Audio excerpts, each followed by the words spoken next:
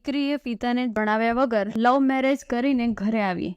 પિતાએ તેને ઘરમાં જગ્યા ન આપી. પછી જે થયું તે, દીકરી આંધળા પ્રેમમાં પડીને જીવન બરબાદ કરે છે. ત્યારે એક બાપને કેવું દુઃખ થાય છે તે આ સ્ટોરી દ્વારા અનુભવો. પૂનમ લવ મેરેજ કર્યા પછી તેના પિતા પાસે આવી અને તેના પિતાને કહેવા લાગી, પપ્પા, મેં મારી પસંદગીના છોકરા સાથે લગ્ન કરી લીધા છે. તેના પિતા ખૂબ જ ગુસ્સે હતા, પરંતુ તે ખૂબ જ સરળ વ્યક્તિ હતા. તેમણે પોતાની પુત્રીને આટલું જ કહ્યું કે મારા ઘરમાંથી નીકળી જાઓ. દીકરીએ કહ્યું, આમની પાસે અત્યારે કોઈ કામ નથી, અમને અહીં રહેવા દો, પછી અમે જતા રહીશું. પરંતુ તેના પિતાએ તેની વાત ન માની અને બંનેને ઘરની બહારનો રસ્તો બતાવી દીધો. થોડા વર્ષો વીતી ગયા. હવે પૂનમના પિતા આ દુનિયામાં નથી રહ્યા અને કમનસીબે પૂનમ સાથે લગ્ન કરનાર છોકરો પણ તેની સાથે છેતરપિંડી કરીને ભાગી ગયો. પૂનમની એક છોકરી અને એક છોકરો છે. પૂનમ પોતાનું એક નાનકડું રેસ્ટોરન્ટ ચલાવતી હતી, જેમાંથી તે ગુજરાન ચલાવતી હતી. પૂનમને સમાચાર મળે કે તેના પિતા હવે નથી રહ્યા. પૂનમે વિચાર્યું કે સારું થયું, મને ઘરમાંથી કાઢી નાખી હતી, મને ઠેર ઠેર ઠોકર ખાતા છોડી દીધી. મારો પતિ પણ મને છોડીને જતો રહ્યો. એ પછી પણ મને ઘરે ના બોલાવી. હું તેમની અંતિમ યાત્રામાં જઈ શકી નહીં. પરંતુ તેના કાકાએ કહ્યું કે પૂનમ જવાવાળા વ્યક્તિ તો ચાલ્યા ગયા, હવે તેમની સાથે દુશ્મની કેવી? પૂનમે પહેલાં તો ના પાડી, પછી વિચાર્યું કે ચાલ જોઈ લઉં કે મને નકાર્યા પછી તેઓ મૃત્યુ પછી કેવી રીતે શાંતિ મેળવે છે. ત્યારે પૂનમ તેના પિતાના ઘરે આવી ત્યારે બધા તેમની અંતિમ યાત્રાની તૈયારી કરી રહ્યા હતા. પરંતુ પૂનમને તેના મૃત્યુનો અફસોસ ન હતો.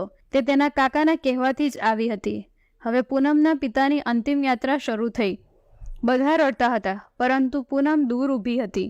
બધી વિધિ પૂરી થઈ ગઈ. હવે આજે પૂનમના પિતાનું 13મું હતું. તેના કાકા આવ્યા અને પૂનમના હાથમાં એક ચિઠ્ઠી આપતા કહ્યું, તારા પપ્પાએ આ તને આપવા માટે કહ્યું હતું, આને વાંચજે જરૂર. રાત થઈ ગઈ હતી. બધા મહેમાનો નીકળી ગયા હતા. પૂનમે તે ચિઠ્ઠી કાઢી અને વાંચવા લાગી. તેમાં સૌથી પહેલાં લખ્યું હતું, મારી વાલી ઢીંગલી, મને ખબર છે કે તું મારાથી નારાજ છે, પણ પોતાના પિતાને માફ કરી દેજે. હું જાણું છું કે મેં તને ઘરમાંથી કાઢી મૂકી હતી. તારી પાસે રહેવાની જગ્યા નહોતી. તું ઠેર ઠેર ઠોકર ખાતી હતી, પણ હું દુઃખી હતો.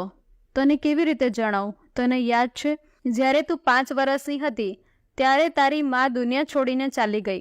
ત્યારે તું બહુ રડતી હતી. તું ડરતી હતી, મારા વગર સૂઈ શકતી નહોતી, રાત્રે જાગીને રડતી હતી. પછી હું પણ તારી સાથે આખી રાત જાગતો હતો. જ્યારે તું નિશાળે જતા ડરતી ત્યારે હું આખો સમય તારી શાળાની બારી પાસે ઊભો રહેતો અને તું શાળામાંથી બહાર આવતી ત્યારે તને ભેટી પડતો. તે કાચું પાકું ખાવાનું યાદ છે? જે તને પસંદ ન આવતું હોય ત્યારે હું તેને ફેંકી દેતો અને તારા માટે ફરીથી નવું બનાવતો, જેથી તું ભૂખી ન રહે. તને યાદ છે તને તાવ આવતો ત્યારે હું આખો દિવસ તારી બાજુમાં બેસી રહેતો, અંદર અંદર રડતો, પણ તને હસાવતો કે તું રડીશ નહીં તો હું રડી પડતો. એ પહેલી હાઈસ્કૂલની પરીક્ષા જ્યારે તું આખી રાત વાંચતી ત્યારે હું તને આખી રાત ચા બનાવીને આપતો. તને યાદ છે જ્યારે તું પહેલીવાર કોલેજમાં ગઈ અને કેટલાક છોકરાઓએ તને છેડી ત્યારે હું તારી સાથે કોલેજમાં આવ્યો હતો અને પેલા અસંસ્કારી છોકરાઓને ઝઘડો કર્યો હતો. તે સમયે મારી ઉંમર થઈ ગઈ હતી અને નબળો પડી ગયો હતો. કેટલીક ઈજાઓ પણ મને થઈ હતી, પરંતુ દરેક છોકરીની નજરમાં તેના પિતા હીરો હોય છે, તેથી મારું દુઃખ બહાર ન પડવા દીધું. તને યાદ છે તે તારી પહેલી જીન્સ, તે નાના કપડાં, તે ગાડી? આખો મહોલ્લો એક તરફ હતો કે આ બધું નહીં ચાલે, છોકરી ટૂંકા કપડાં પહેરે નહીં, પણ હું તારી સાથે ઊભો રહ્યો. તારી ખુશીમાં કોઈને અવરોધ ન થવા દીધા. તારું મોડી રાત્રે આવવું, ડિસ્કોમાં જવું, છોકરાઓ સાથે ફરવા જવું, મેં આ બધી બાબતો પર ક્યારેય તને ધ્યાન આપ્યું નથી. પરંતુ એક દિવસ તે એક છોકરા સાથે લગ્ન કરી લીધા, તે પણ એવા છોકરા સાથે કે જેના વિશે તને કંઈ જ ખબર ન હતી. હું તારો પિતા છું. મને તે છોકરા વિશે બધી માહિતી મેળવી. તેણે ન જાણે કેટલીય છોકરીઓને વાસના અને પૈસા માટે છેતરી હતી, પણ તું એ વખતે પ્રેમમાં આંધળી હતી. તે મને એક પણ વાર પૂછ્યું નહીં અને સીધી લગ્ન કરીને આવી ગઈ. મેં કેટલા સપના જોયા હતા. હું તને ડોલીમાં બેસાડું, ચાંદ તારાની જેમ તને શણગારું, એવા ધૂમધામથી લગ્ન કરાવું કે લોકો કહે કે પેલા પટેલ સાહેબને જુઓ ને, જેણે પોતાની છોકરીઓને ખૂબ જ ગર્વ સાથે ઉછેર કર્યો છે. પણ તે મારા બધા સપના તોડી નાખ્યા. સારું, આ બધી વાતનો કોઈ અર્થ નથી. મેં તારા માટે આ ચિઠ્ઠી એટલા માટે છોડી છે કે તને જણાવી શકું કે મારી ઢીંગલી કબાટમાં મેં તારી મમ્મીના દાગીના અને તારા લગ્ન માટે ખરીદેલા તમામ દાગીના મકાન અને થોડી જમીનના દસ્તાવેજ છે જે મેં તને તારા અને તારા બાળકોના નામે કરી રાખ્યા છે. થોડા પૈસા બેંકમાં છે, તું બેંકમાં જઈને ઉપાડી લેજે. નોમિનીમાં તારું નામ છે. અને અંતે હું એટલું જ કહીશ મારી ઢીંગલી કે તું એટલું સમજી હોત કે હું તારો દુશ્મન નહોતો, હું તારો પિતા છું. જે પિતાએ તારી મમ્મીના ગયા પછી પણ બીજા લગ્ન ન કર્યા, લોકોના ટોણા સાંભળ્યા, ગાળો સાંભળી, ન જાણે કેટલાય સંબંધો ફગાવી દીધા, પણ તને બીજી મમ્મીની તકલીફ થાય એટલે જ પોતાની ઈચ્છાઓ મેં દબાવી દીધી.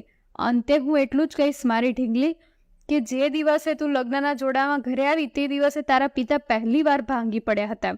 તારી મમ્મીએ દુનિયા છોડી તે વખતે હું એટલું રડ્યો ન હતો જેટલું તે સમયે અને તે દિવસે રડ્યો હતો. સમાજ, જ્ઞાતિ, કુટુંબ, સંબંધીઓ શું કહેશે તેને કારણે નહીં, પણ એટલા માટે કે મારી જે નાની ઢીંગલી માટે હું આખી રાત જાગતો હતો, તેણે લગ્નનો આટલો મોટો નિર્ણય લીધો પણ મને એક પણ વાર કહેવું યોગ્ય ન સમજ્યું. હવે તું પણ મમ્મી બની ગઈ છે. બાળકનું દુઃખ સુખ શું હોય એ તું સારી રીતે અનુભવી રહી છે. પણ હું ભગવાન પાસે એટલું માંગુ છું કે બાળક જ્યારે દિલ તોડે છે ત્યારે કેવું લાગે તેવું તને ક્યારેય ન મળે. એક ખરાબ પિતા તરીકે મને માફ કરી દે મારી ઢીંગલી. તારા પપ્પા સારા નહોતા જેને તે આટલું મોટું દુઃખ આપ્યું. હવે હું આ ચિઠ્ઠી અહીં સમાપ્ત કરું છું. જો શક્ય હોય તો કૃપા કરીને મને માફ કરી દેજે.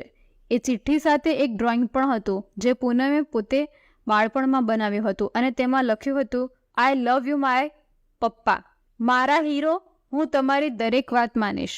પૂનમ રડતી રહી એટલામાં તેના કાકા આવ્યા. પૂનમે રડતા રડતા તેમને બધી વાત કહી. પછી તેના કાકાએ તેને એક વાત કહી કે પૂનમ, તને રેસ્ટોરન્ટ ખોલવા અને ઘર ખરીદવા માટે મેં જે પૈસા આપ્યા હતા તે પૈસા તારા પિતાએ જ મારા દ્વારા મોકલાવેલા હતા અને તને કંઈ જ ન કહેવાનું વચન પણ માંગ્યું હતું, જેથી તું તે પૈસા લઈને તારું જીવન સુધારી શકે. દીકરી, સંતાન ગમે તેટલું ખરાબ હોય પણ માતા પિતા ક્યારેય ખરાબ નથી હોતા. સંતાનો તેમના માતા પિતાને છોડી દે છે પણ માતા પિતા મૃત્યુ પછી પણ તેમના બાળકોને આશીર્વાદ જ આપે છે. મિત્રો, અમે ફક્ત એટલું જ કહીશું કે લગ્ન કરવા એ ખોટી વાત નથી, પરંતુ તમારા માતા પિતાની ઈચ્છાનો તેમાં સમાવેશ કરો. દરેક પિતાની ઈચ્છા હોય છે કે તે પોતાની દીકરીને પોતાના હાથે વિદાય કરે. જો શક્ય હોય તેને પૂરું ન થાય એવું સપનું ના રહેવા દેતા.